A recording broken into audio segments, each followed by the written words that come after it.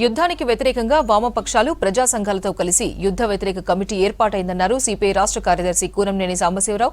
యుద్ధం ఆపాలని కేంద్రాన్ని కోరుతూ అసెంబ్లీలో తీర్మానం పెడతామని చెప్పారు.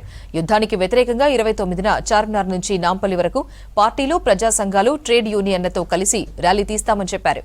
ప్రస్తుతం పరోక్షంగా మూడో ప్రపంచ యుద్ధం నడుస్తోందన్నారు సిపిఐ సీనియర్ నేత నారాయణ.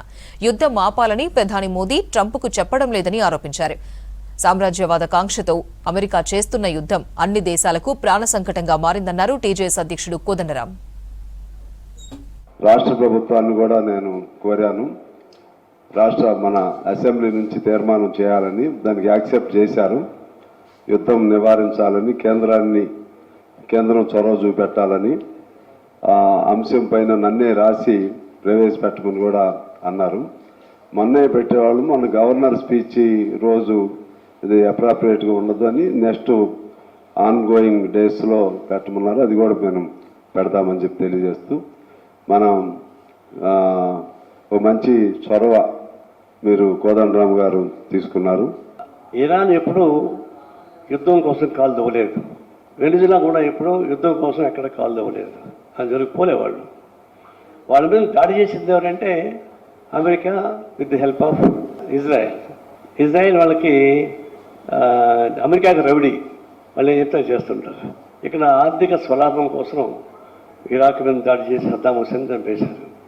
ఒక మాట అంటే ఒక మాట మోడీ ట్రంప్ ఈ యుద్ధ వాతావరణాన్ని తగ్గించమని అడగలేకపోతున్నాడు. జనరల్ సూత్రం చెప్తున్నాడు, ఉల్లిపాయ శాస్త్రంలాగా. ఉల్లిపాయ శాస్త్రం ఎట్లా ఉపయోగపడుతుంది? ఉభయతారికి అట్టబడుతుంది. దెబ్బలు తినేవాడు, దెబ్బలు కొట్టేవాడు ఇద్దరు ఒకటేనా? పులి మేక బోన్లో ఉంటే మేకకి సంజాయిషి ఎట్టగుతుంది పులిని అదుపు చేయకుండా. అందువల్ల ఇంత పెద్ద భారతదేశం ఇంత దివాళా కోరు రాజకీయ విధానం మొట్టమొదటి జరుగుతుంది. యుద్ధానికి కారణం కూడా కనబడతలేదు. ఇరాన్ యుద్ధానికి సంసిద్ధంగా లేదు. చర్చలు చేయటానికి వాళ్ళు తయారుగా ఉన్నారు.